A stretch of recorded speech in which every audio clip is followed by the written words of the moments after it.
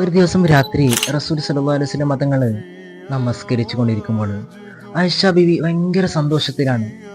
ആയിഷ ബീവി പറഞ്ഞു, റസൂൽ എനിക്ക് വേണ്ടി പ്രാർത്ഥിക്കുമോ? അപ്പോൾ തന്നെ റസൂൽ നിന്നിട്ട് ഇങ്ങനെ പ്രാർത്ഥിക്കുകയാണ്.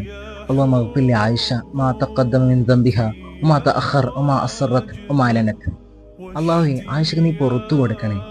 ചെയ്തതും ചെയ്യാൻ പോകുന്നതും മറച്ചു വെച്ചതും വെളിപ്പെടുത്തിയതും ഇങ്ങനെയുള്ള എല്ലാ ദോഷങ്ങളും നീ വിട്ടു പുറത്തു കൊടുക്കണേ. ഇത് കേട്ടപ്പോൾ ആയിഷ ബീവിക്ക് ഭയങ്കര സന്തോഷം, മനസ്സിൽ വല്ലാത്തൊരു കുളിർമ. അങ്ങനെ ചിരിച്ച് ചിരിച്ചിട്ട് റസൂലിന്റെ മടിയിൽ നിന്ന് കിടക്കാണ്. അപ്പൊ തങ്ങൾ ചോദിക്കുന്നുണ്ട്, എന്താ ആയിഷ ഇത്രയും സന്തോഷം? അപ്പൊ ആയിഷ ബീവി പറഞ്ഞു, റസൂൽ ഇങ്ങനെ സന്തോഷിക്കണ്ടേ? അപ്പൊ തങ്ങൾ അവരോട് പറയുന്നത് എന്താ, വല്ലാഹി ഇന്നഹാ ലിദുആഇ ലി ഉമ്മത്തി ഫീ കുല്ലി സലാം. ഇതാണ് എൻ്റെ ഉമ്മത്തിങ്ങൾക്ക് വേണ്ടിയിട്ട് എൻ്റെ എല്ലാ നിസ്കാരത്തിലും ഞാൻ പ്രാർത്ഥിക്കുന്നത്. നമ്മൾ ചിലപ്പോൾ റസൂലിനെ കണ്ടിട്ടുണ്ടായിരിക്കില്ല, ആ റസൂല് നമ്മളെയും കണ്ടിട്ടില്ല.